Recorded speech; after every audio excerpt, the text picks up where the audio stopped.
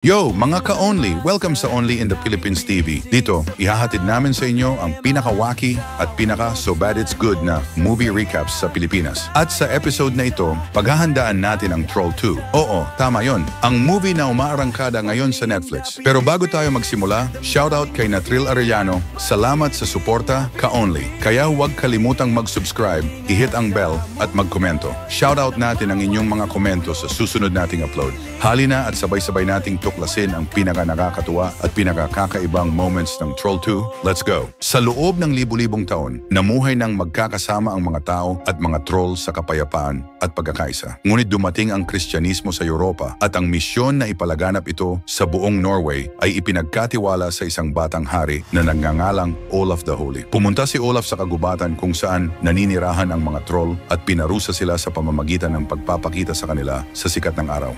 May hawak na espada at Biblia, nilibot ni Olaf ang lupain ng mga troll, dahilan upang maging maingat ang mga ito sa kabanalan ng Kristyanismo. Pinatay ni Olaf ang lahat ng mga troll. Ang kwentong ito ay ikinukwento ng isang ama sa kanyang anak na si Nora. 3 dekada ang lumipas at si Nora ay ganap ng nagkaedad. Dumalaw sa kanya ang kanyang kaibigan, si Andreas. Minsan ay nakatagpo na nina Nora at Andreas ang isang tunay na troll at ngayon ay bumalik si Andreas upang humingi ng tulong muli. Sinabi ni Andreas na iba na ang mga bagay ngayon. May bagong pamahalaan, bagong punong ministro. Dito mismo nakita ni Andreas ang kanyang libro at ang mesa ni Nora. Tumingin si Nora sa libro sa kamay niya at sinabi na natutuwa siyang inialay niya ito sa kanyang ama. Sumagot si Andreas na sa tingin niya ay magugustuhan ng kanyang ama ang ipinapakita niya sa kanya. Nagulat si Nora at nagtanong, "May iba pa ba?" Sumakay ang dalawa sa isang helicopter at lumipad. Sa daan, pinapirma ni Andreas kay Nora ang isang papel. Dumating sila sa isang planta ng kuryente na tinatawag na V-Mart. Kilala ni Nora ang propesor dito. Ang huling pagkikita nila ng propesor ay hindi naging maayos. Nagtulungan sila sa isang nakaraang proyekto. Ngayon, nakatayo sa harap ni Nora ang isang napakalaking troll. Pinag-aaralan ito ng mga tao. Ang nakakita sa kanya isang siglo na ang nakalilipas ang nagngalan sa kanya bilang Jotun. Naglagay ang mga propesor ng UV lights sa paligid ng troll para sa kaligtasan. Sapat ang lakas nito upang gawing bato agad ang troll. Biglang dumating si Marion, ang pinuno ng proyekto. Talagang ayaw niyang maging bahagi si Nora ng proyektong ito. Ngunit kung hindi nila maipapakita ang progreso agad, isasara ang buong proyekto. At dahil dito, kinailangan dalhin ni Andreas si Nora. At ang troll na ito ay hindi patay. Nasa hibernation ito. Ang tanging senyales ng buhay ay ang pulso nito. At hindi ito katulad ng anumang hayop sa planeta. Para itong sahig ng kagubatan. Ang DNA nito ay kapareho ng isang puno. Sabi ni Nora, "Oo, ang mga nilalang na ito ay gawa sa lupa at bato." Ipinakilala ni Andreas si Nora sa kanilang matandang kasamahan, si Sigrid. Malapit nang maging ina si Sigrid ng anak ni Andreas. Nasa kwartong ito ang troll law ni Olaf the Holy mula pa noong taong 1030. Ganap itong autentiko, ngunit kalahati nito ay nawawala. Gayunpaman, malinaw na nakasaad, ang mga troll ay ipapalayas mula sa lupain na ito. Naniniwala ang mga mananaliksik na kung may isang troll na natagpuan noon at may troll dito ngayon, posibleng may iba pang mga troll sa labas. At upang harapin sila, kailangan ng tao na malaman ang lahat tungkol sa mga troll.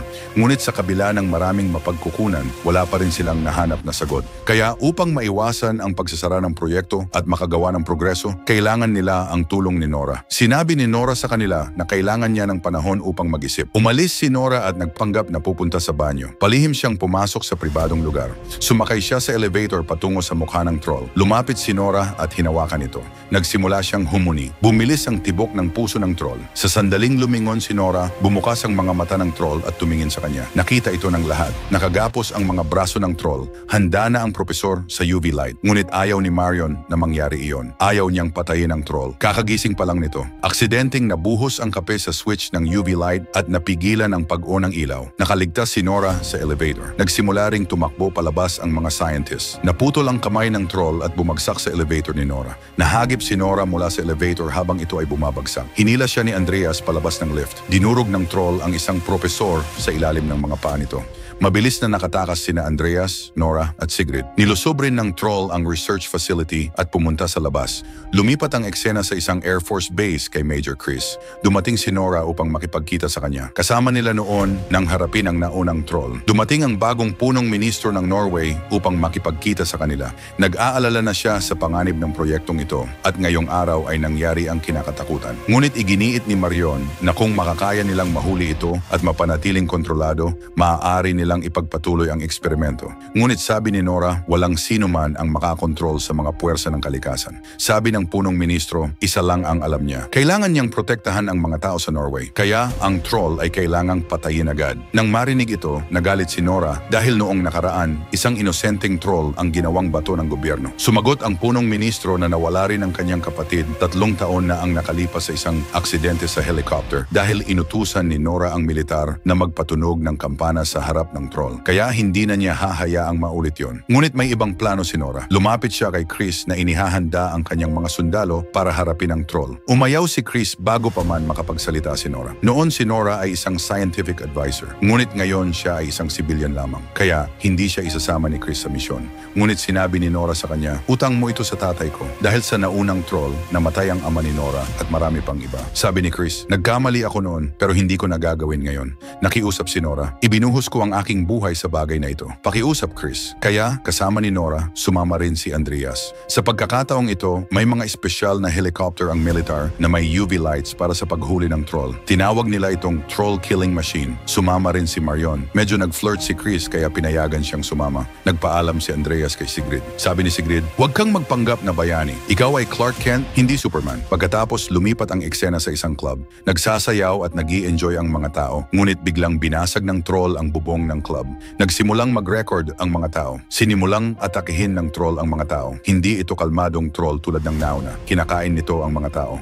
Dumating si Chris sa kanyang helicopter. Binuo niya at ng kanyang partner na si Amir ang UV lights ng kanilang helicopter at lumapit sa troll. Nagsimulang masunog ang troll dahil sa UV lights, ngunit sa ikalawang atake, pinuhat nito ang isang poste at inihagis sa mga helicopter. Sobrang nasira ang helicopter ni Amir, umikot-ikot at tuluyang bumagsak. Labis na nadismaya si Chris habang pinapanood ito. Sabi ni Nora sa kanya, huwag kang gumawa ng kalokohan. Ngunit dahil sa galit, tumayo si Chris sa harap ng troll. Umungol ang troll sa kanya at lumingon. Pagkatapos ng insidenteng ito, tumataas ang pressure ng punong ministro. Sa kabilang dako, sabi ni Marion, hindi ko alam na napakawalang awa nila. Sabi ni Nora, hindi lahat ay ganon. Iba itong troll kaysa sa nauna. Ang naunang troll ay gusto lang umuwi. Sabi ni Nora, kung halimaw sila ngayon ay dahil sa atin o di kaya sa mga taong nauna sa atin. Matapos masaksihan ang lahat ng pagkawasak, dinala ni Nora ang lahat sa isang lugar sa malalim na bundok na natatakpan ng niebe. Ito ay isang hunting pit. Ayon sa alamat, gusto nilang mapuksa ang Troll King. Kaya kinidnap nila ang isang batang troll para sundan siya ng ama papunta sa patibong na kamatayan. Ngunit nakaligtas ang Troll King sa patibong. Nakatakas siya 3 taon na ang nakalipas. At kung totoo ang kwento, bakit hindi natagpuan ang mga labi ng nakidnap na batang troll? Paulit-ulit na tinatapik ni Nora ang isang bato dito. Sabi niya, huwag kang matakot. Dahil sa sumunod na sandali, lumitaw sa kanilang harapan ang isang troll. Ito ang batang troll na yon. Maraming beses nang naparito si Nora para maghanap, ngunit wala siyang nakita. Pinagmamasdan siya mula sa dilim. Hinawakan ni Nora ang troll at muli siyang humuni. Nagsimula ring gumawa ng parehong tunog ang troll. Marahil ito ang paraan nila ng pakikipag-usap. Hindi alam ni Nora kung paano nangyayari ito. Tinawag niya si Andreas at tinuruan siyang humuni at nakipag-ugnayan rin. Napuno ng luha ang mga mata ng lahat habang pinapanood ito. Pinangalanan ni Nora ang troll na ito na Beautiful. Sinabi niya na may isang taong handang makipag-usap sa kanya. Pagkatapos noon, pinaputok ni Nora ang isang flare sa harap ni Jotun. Lumapit si Jotun sa kanya sabay bumangon si Beautiful mula sa niebe. Nagsimula silang magnangangal sa isa't isa. Nakatayo si Beautiful sa harap ni Nora, ngunit sinipa ni Jotun ang lupa at nabasag ang yelo. Nakaligtas si Nora at tumakbo, ngunit nahulog si Beautiful sa tubig habang nababasag ang yelo.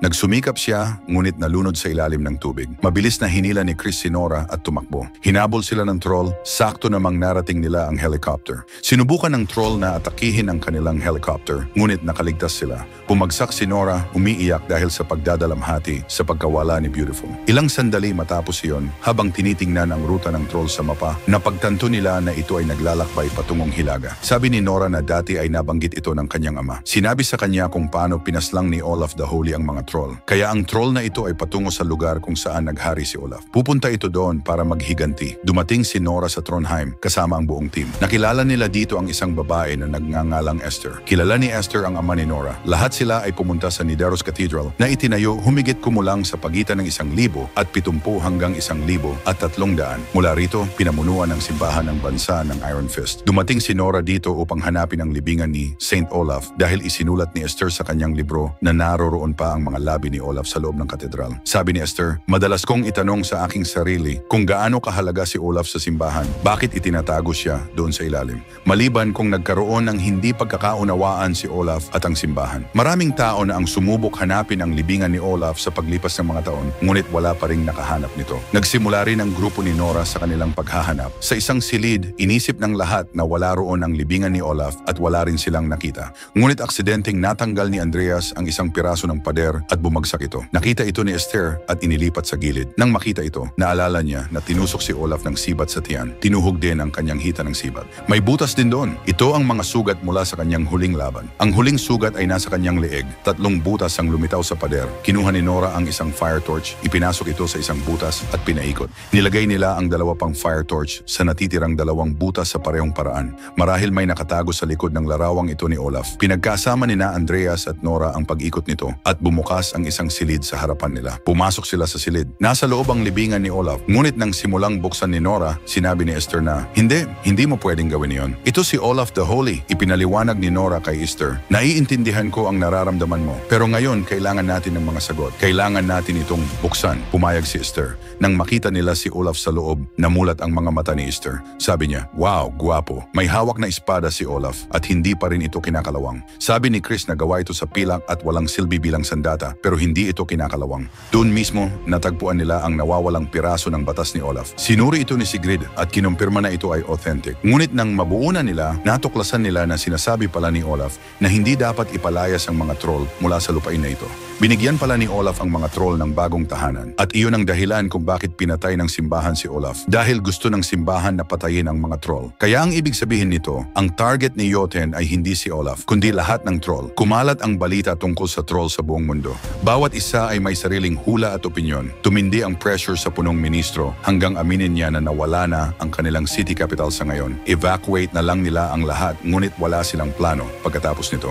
Nakakuha rin ng utos si Chris na sumama sa ibang sundalo. Ngunit ayaw ni Chris iwan ang kanyang team. Ito ang kanilang tanging pagkakataon para ayusin ang lahat. Sinabi ni Nora kay Andreas na bumalik na sa kanyang pamilya pero nagdesisyon din si Andreas na manatili. Napag-alaman nila kung paano pumatay si Olaf ng troll noon. May hawak si Olaf na silver na espada ngunit ang mahika ay hindi na sa kanyang espada. Dinala ni Nora ang banal na tubig at ipinahid ito sa isang bahaging bato ng troll at agad itong naputol. Ibig sabihin, ang kapangyarihan ay nasa banal na tubig.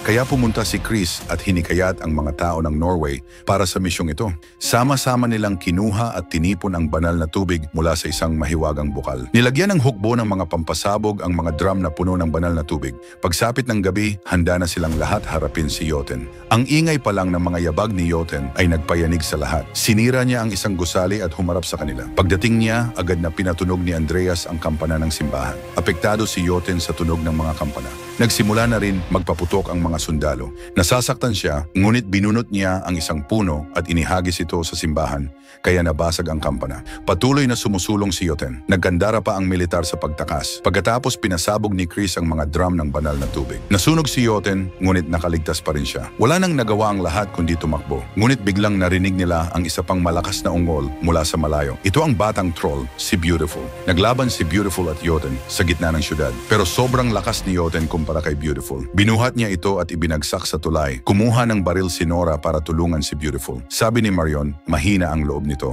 Ang puso ang nagpapadaloy ng lahat sa kanyang katawan. Kailangan nilang maipasok ang banal na tubig sa loob ni Jotun upang kumalat at patayin siya mula sa loob. Sabi naman ni Andreas, maaari nilang paliparin ang helicopter sa ibabaw niya at ihulog ang bomba diretso sa kanyang bibig. Pero iisa na lang ang natitira nilang bomba ng banal na tubig. Walang awa si Jotun sa pambubugbog kay Beautiful hanggang huli at iniwan siyang halos walang malay. Inatake ni Nora si Jotun pero tinutulak nito ang mukha ni Beautiful sa tubig gamit ang paa. Sa helicopter, aksidenteng nabitawan ni Andreas ang detonator ng bomba. Sabi ni Chris, ngayon, mano-mano na lang ang pagde-detonate. Tinanong ni Andreas kung paano. Ipinaliwanag ni Chris na kailangan ito ng hand grenade ngunit dapat hilahin ang pin habang nasa ere bago pa man pumasok ang bomba sa bibig ng troll. Ibig sabihin, may taong kailangang tumalon pababa at hilahin ang pin habang bumabagsak. Nilunod ni Jotun si Beautiful sa sa tubig at tuluyang pinatay. It's now or never, sabi ni Andreas. Tumawag siya kay Sigrid, ang kanyang asawa. Ang helicopter nila ay nasa itaas na mismo ni Joten. Sinabi ni Andreas kay Sigrid na sabihin sa kanilang anak na si Papa ay isang Superman. Naputol ang tawag. Hinawakan niya ang sisidlan ng banal na tubig at tumalon papunta sa bibig ni Joten. Hinila niya ang pin ng granada. Diretso siyang pumasok sa bibig ni Joten. Pumutok si Joten mula sa loob. Buhay pa pala si Beautiful. Hinugot niya ang puso ni Joten at tuluyan niya itong pinatay. Pagkaraan ng ilang panahon, nanganak si Sigrid. Ang lahat ay nagsimula ng bagong buhay. Si Beautiful ay patuloy na bumibisita kay Nora. At diyan nagtatapos, mga kaibigan, ang kwentong ito. Hanggang dito muna tayo, mga ka-only. Maraming salamat po sa panonood at abangan ang ating mga susunod na malulupet na mga palabas. Only in the Philippines TV here at nagsasabing, ingat!